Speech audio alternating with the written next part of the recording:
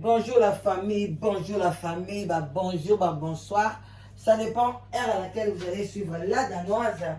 Bambote ebele bisika bizui bino boboto bondeko. Na kati ya mabota na bino. Bonjour à tout le monde, coucou, coucou, coucou. J'espère que vous allez bien. Moi aussi je me porte très très bien. Vraiment shalom d'abord homme de Dieu, bah chantre de l'éternel. Bah shalom bisika bizui bino. Bah, chantre de l'éternel, bah, Shalom. Voilà. Yenge, na ma décoration à Congo, na église ya PV à Long. Boboto bondeko, na kati ya mabota na bino bandeko na ngai. Bino mo boyebi semaine oyo tokolobela mingi makambo etani bana. Yango na kosenga bino vraiment bo partager, bo liker émission, bo partager. Tokosola makambo ebele. Et Talibana. Alors, et là que y bien, oh bien beaucoup ça là, likez vidéo, partagez bande konanga, et ça conseil malamu, bana baza à venir ya lobby, vraiment ceux qui lobby na biso, bana baza bien te, bande ko ekozala pasi, même na kati ya communauté otoye à poto, ou bien na kati ya Congo, en tout cas, mboka na biso ekokende kitoko te. Voilà, donc tu peux super respect na chef coutumier na biso lelo vendredi, voilà le 17 novembre. Donc tu peux si salam alaikum na bande connaissance ba musulman, lelo vraiment basambelara ala. Voilà, donc bande konanga bino mo boyebi sango ya banwa ezali ke o bien so boyebi ngai na lingina décortiquer yango lisusu parce que journal français à lobby yango kaka ne boyo kaka balobaka makambo ya bostra na journal français balobaka ke à côté ya te ndenge pe tomonaka ye ate ya kalisute avanda na kiti akoma koyoka pe mateya ya bato akoma kopesa ba sujet na sous-marin. Voilà, donc cela veut dire que journal wana ezaka na ba source vraiment pas sûr ezalaka epa nzambe mais plus ou moins sûr parce que bateau bazara sur place to basala makam na bango batik balobaka vérité te lokuta ezalaka mingi alors mususu pe juge akoyi komi kosama a pencher na kota lokuta et yangonde ekomi vérité. Alors même journal wana pe etikalaki simate na ba journal penza oyo télévisé elobeli makambo wana epesi biso cause plus ou moins epesi vraiment cause te mais epesi biso que moi na vraiment ndenge nini akufaki mama pe a se présentaka ndenge nini ndeko na mwasi pe azabakutaka na etani bandeko na ngai tokotia yango na kolakisa bino pi na kolakisa bino pe ndenge nini mwana alalaki na kati hôpital na mbetu azobundana entre la vie et la mort. Bande konanga c'est vraiment triste. Ezali pasi na mawa bande konanga komona biloko ya boye komona satan ndenge ni azali kotambola na kati ya bamabota na biso komona pe satan ndenge nini avandi na e biso moto zokende koluka na cheki video moko na nini nanga na chaîne nanga pona na lakisa bino ndenge nini bato bakenda koluka satan na ba TikTok. Bazoke na ba TikTok bandeko na nga na ba live ya TikTok mwana mwasi moko omoni ye kaka boy olobi oyo eza sirène mais bato bazokende kuna bazokende koluka ye bazokende kokoma bakoma na bango bazakomata bazopesa bambongo pona basala nini baprofetize bango.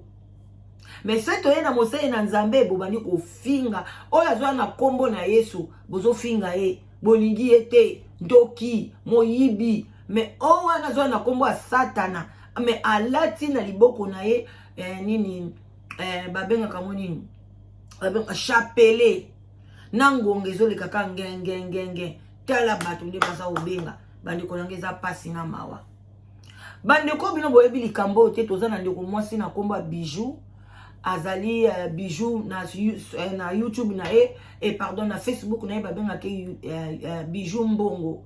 Donc mais eza kombo na été pona dia kolakisa ke alingaka mbongo pona kolakisa déjà ke amona aza mutu mbongo mais soki botali même ndako yango place babomelaki mwana na quartier yango na ndako wana de balakisi donc entrée pamba ya ndako wana ozomwa ke ndako moya kala ya mabe mais tanga koya na libanda ya bato aza mutu ya mbongo aza boye na lataka bien congolais kaka ba griffe congolais ayebi eloko mosusu te ayebi kaka kolata kaka ba griffe mais ayebi kobongisa te ayebi kobongisa esika olala te apréféré kutu alia te apréféré zanga na esika kolia kolala na yebi ba garçon mosusu donc mais aza na voiture moko ya kitoko na kati ya voiture na ye koma lokwa valise na ye abombaka babilamba ne nyonso ya ba griffe banini bamosusu bakenda kobomba yango epai ya ba lavandier babengaka bango alalaka mais place alalaka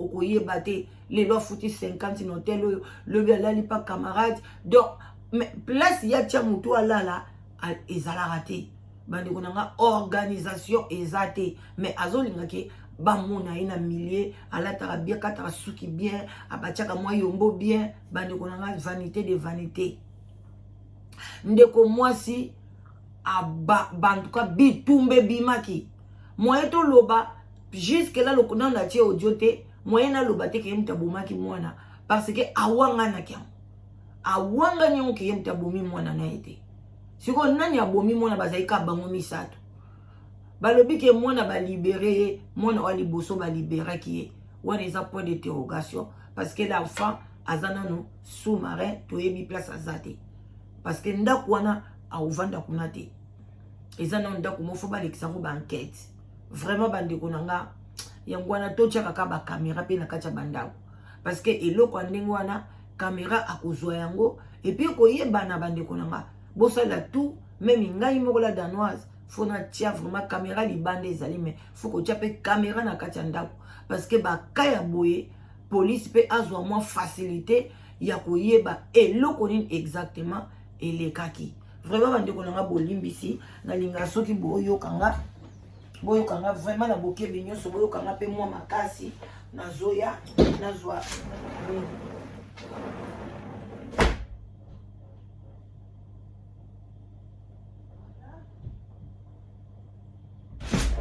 pezo ke na ngomba bandeko nanga boyo kaka même botala ndenge nini ndeko mwana wana journal elobi nini voilà tocha yango ezosala bien makasi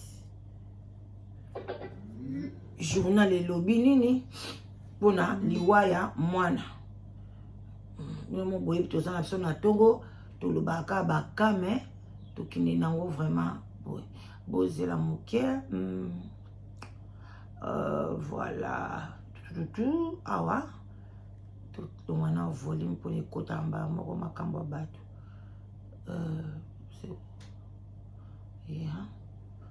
voilà toka journal elobi nini bade bolanda na bokebi nyonso familiale que les faits se sont déroulés dans un appartement de la Grande Rue de Saint-Clair à Caluire. La victime, un jeune homme âgé de 17 ans, a reçu plusieurs coups de couteau.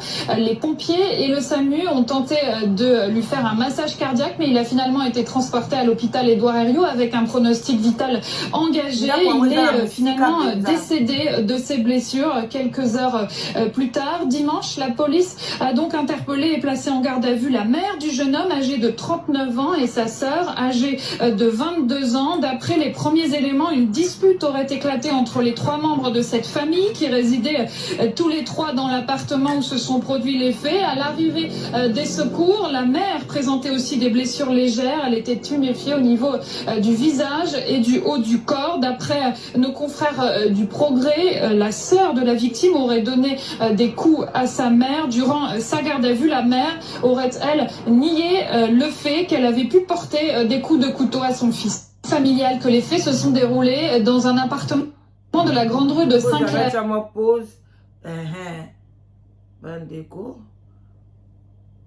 À Caluire, la victime, un jeune homme âgé de 17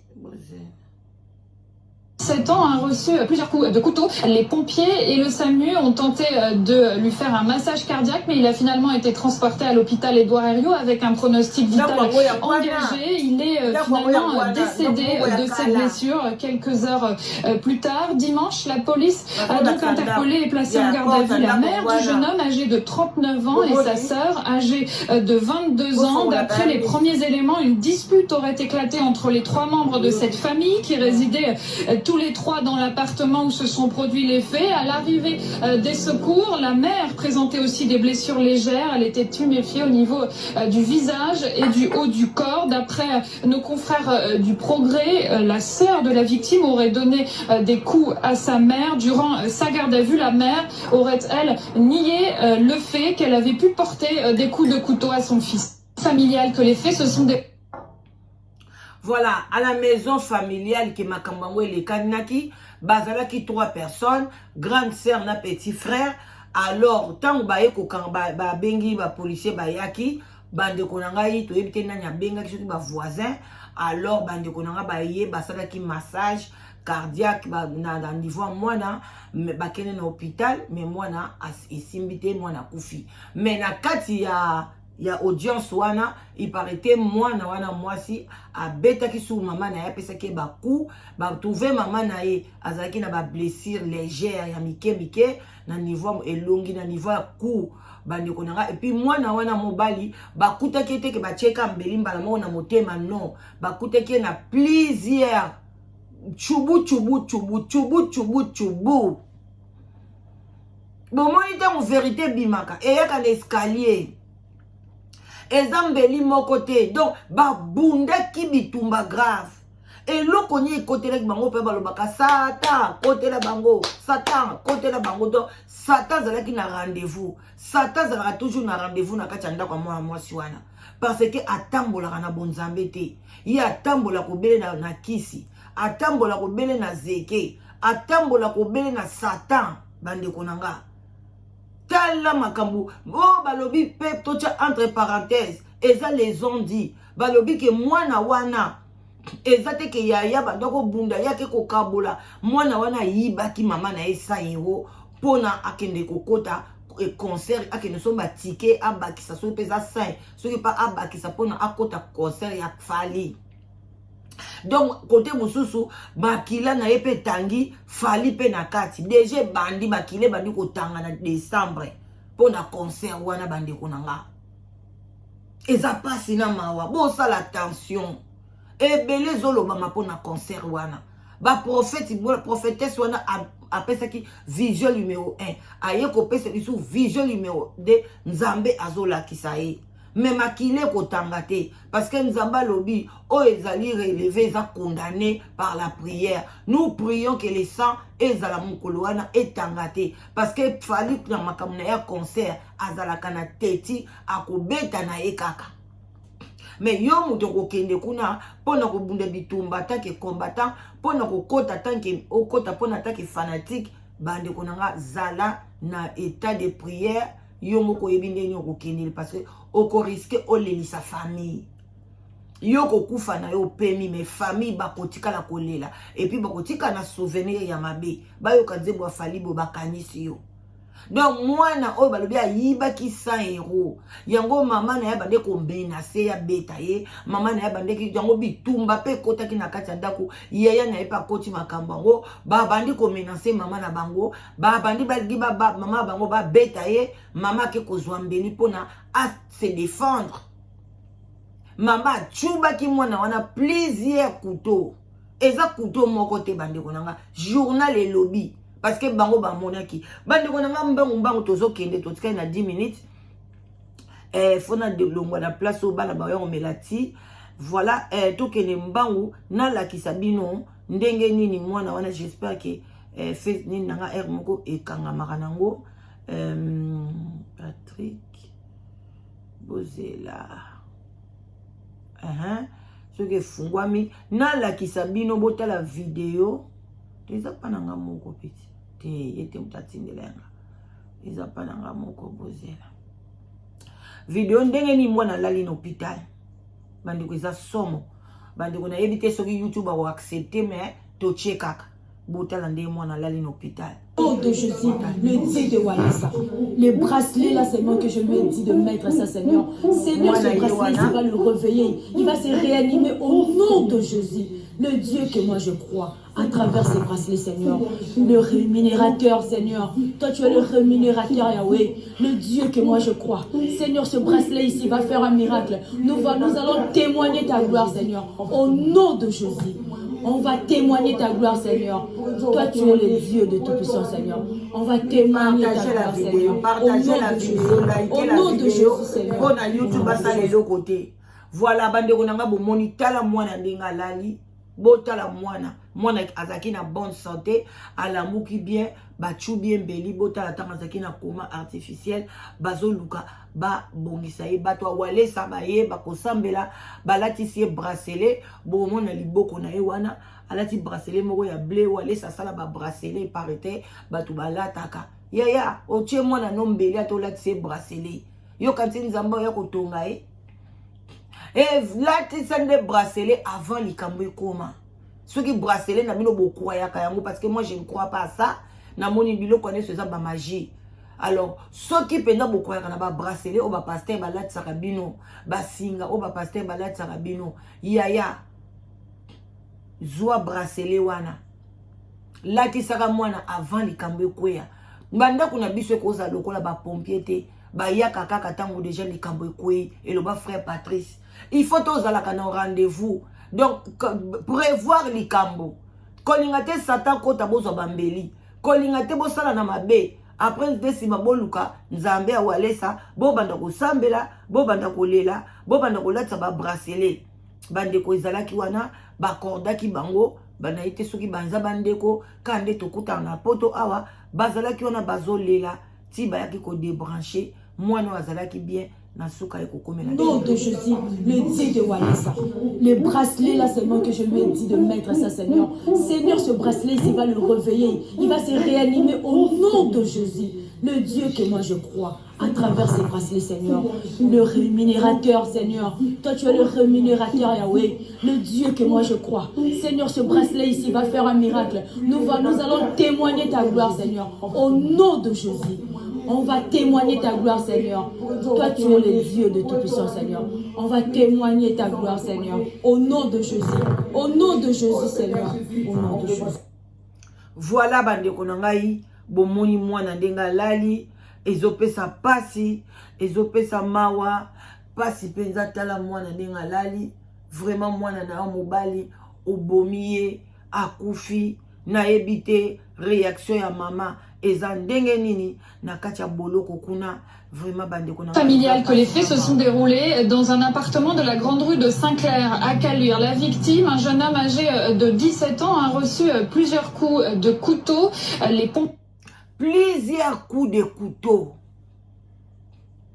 Dobi tumbe zalaki makasi na kachanda kuwana.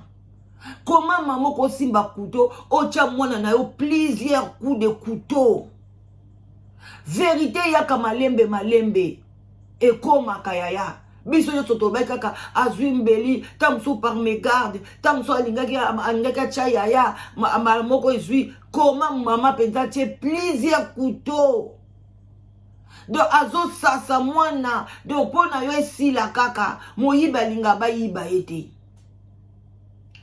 mama ye moko moyibi bambonga bato yiba bijou oyiba na babank ono yiba ka bambongo na bango wana mwana lemsu leyete ya mwana oyo esalamaki na mbonga moyibi eza ba resultat ki moyibi bandeko bino bato bokina koyiba bambonga mindele bino bato bokina koyiba na ba magasin ya ba indien bino bato boyibaka bambongo kaya ba camarade na bino botala ba resultat ki moyibi ndenge esali ba resultat moko mabe ekotisi mbutu na kati ya ndako mbana na oba kolaka na mbonga moyibi mbongo yo kenda koyiba ti lelo batu bayiba basaka ba chèque ti lelo batu bayiba na ba magasin ti lelo batu basalaka mabe ndeko nanga yo wana na ba TikTok zokende ko mata esika banganga bandeko na komi na suka na tika na 3 minutes na komi na suka botala ndeko na biso bozana cheke na YouTube na ngai